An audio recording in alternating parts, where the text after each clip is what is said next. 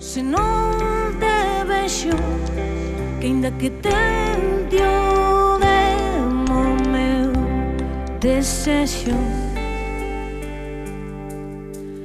eu son eu. Os días 12 e 13 de novembro, Santiago de Compostela acolleu a Asamblea Xeral da Rede Europea pola Igualdade das Linguas. Este organismo ten como obxectivo a promoción e protección das linguas europeas menos utilizadas e convertirse nunha voz en común para os falantes de linguas a nivel local, regional, nacional, europeo e internacional. Well, I think it's very interesting for everybody from all over Europe. You know, some come from Norway, from Scotland, from Ireland, even from Asturias, to see, Galicia, and also to find out about Galicia. Everybody's very interested in that. But then also, after a long COVID pandemic, I think it's very important for all of our members to get together. And then we'll be discussing things like the MOLAT law, the censure of that by the French government, the audiovisual law here, and the inclusion of Galician on that. And things like the Irish Language Act, something we're very busy on. First of all, at the EU level, we're calling for a regulation that acts to protect and promote particularly endangered languages. But then I think, locally we need local legislation. So like in France, we're looking at co-official language acts for things like Breton or Occitan. Galiza mesmo ten participado en foros como as Nacións Unidas, no seu Consello de Dereitos Humanos, figura actualmente en moitos relatorios desta organización internacional, ou do Consello de Europa, ou do propio Parlamento Europeo, grazas aos esforzos que pomos en común as diferentes entidades que formamos parte dele. 35 delegadas e delegados, representantes de 47 linguas de 24 estados europeos, reclamaron do goberno galego e español que se atendan as exixencias do Consello de Europa e se derrogue o decreto de plurilingüismo para garantir que o galego sexa lingua vehicular en todas as etapas educativas e que exista un tratamento igualitario para as linguas cooficiais na nova lei do audiovisual. No caso do galego, porque, aínda que hai unha oficialidade aparentemente recoñecida, na práctica é imposible facer unha vida normal e plena en galego, non? Todo o que está garantido por español, mesmo por la legislación, por galego non está. Esta é a principal diferenza que ten o galego con respecto ao español. Non hai garantía e posibilidades de uso real. A Mesa ten denunciado en múltiples ocasións cal é a súa actitude. No ámbito do ensino temos un marco legal que impide o galego en materias como matemáticas, como física e química, como a tecnoloxía. O galego descende de falantes e descende tamén a posibilidade de uso, como demostran, por exemplo, os informes que facemos na Mesa pola Revolución Lingüística respecto ás agresións lingüísticas. Non? Precisamente en ámbitos onde máis se debería garantir a presenza do galego, como é o caso da administración. Mais, aínda agora coa COVID, vimos como non se garante ni sequera a posibilidade, xa non a atención en galego, senón ni sequera a posibilidade de uso do galego en teléfonos de información que garanten dereitos básicos, como o dereito á saúde. Non? O Salón Nobre do Pazo de Fonseca acolleu o acto de apertura e recepción das delegadas e delegados cun acto no que participaron diversos representantes institucionais e do mundo académico. E, por tanto, un evento destas características é fundamental. Ás veces parece que defender a lingua que é como que non é necesario. Eu creo que cada vez é máis necesario.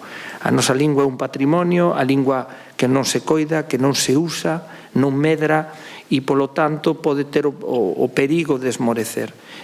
Así que eu creo que o traballo que se fai dende a Mesa, e por eso o apoiamos dende o primer momento cando nos falou deste evento, porque nos parece moi importante.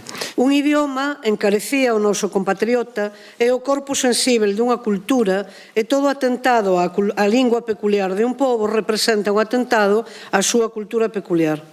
En 1948, a Declaración Universal de Dereitos Humanos proclama no seu artigo 2º que toda persoa ten todos os dereitos proclamados nesta declaración sen distinción algunha de raza, cor, sexo, idioma, relixión, opinión política ou de calquera outra índole, orixe nacional ou social, posición económica, nacemento ou calquera outra condición. Hai 25 anos, en Barcelona, proclamouse solemnemente a Declaración Universal dos Dereitos Lingüísticos, que é filla directa da anterior. Os dereitos individuais fúndense cos dereitos colectivos, porque a lingua en singular non existe. Existen as linguas. E a variável que define todas elas é o uso estendido, xeral, non regulado, non sometido a restriccións. Ora ben, todo dereito concedido reclama un deber das institucións públicas que deben garantilo. Se non é así, estaríamos ante unha situación en que se outorgan dereitos con tal de que non se exerzan. E isto contradí a xustiza mínima que merecemos. Pois teño a honra de presidir unha Cámara na que todos os seus deputados e deputadas, independentemente do grupo que perteñecen e da ideoloxía, fan a súa intervención sempre en galego. E isto estamos facendo sin moito ruído. Pero é no único Parlamento no que isto sucede. Pero non hai ruído. Isto tamén teño que dicilo claramente. E un galego ben falado. Ben falado. Eu me disfruto coas intervencións que se producen no noso Parlamento.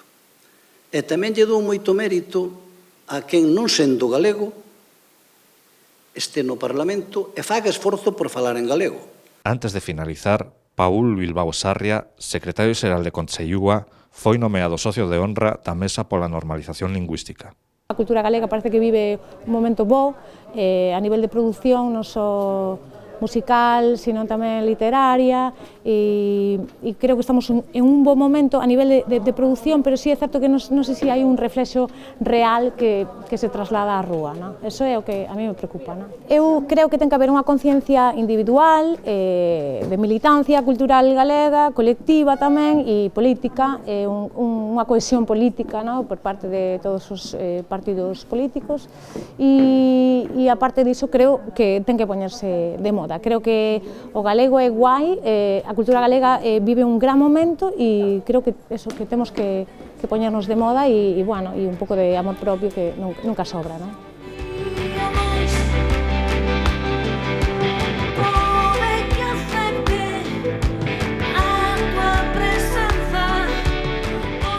A actuación de Guadi Galego puxo o punto final ao acto, no que tamén estiveron presentes distintos representantes da sociedade civil galega.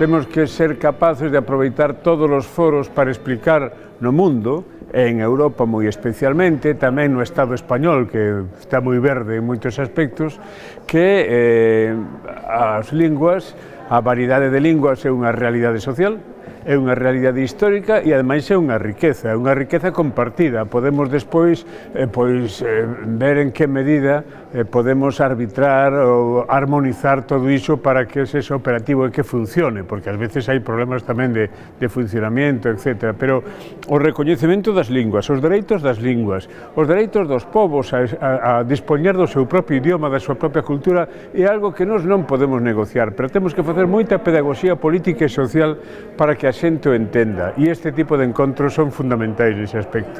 A Rede Europea para a Igualdade das Linguas ten carácter de organismo consultivo do Parlamento Europeo, do Consello de Europa, das Nacións Unidas e da UNESCO. Forma parte, ademais, da plataforma de ONG da Comisión Europea para Multilingüismo, para a Cultura, para a Axencia de Dereitos Fundamentais da Unión Europea e do Consello Económico Social da ONU.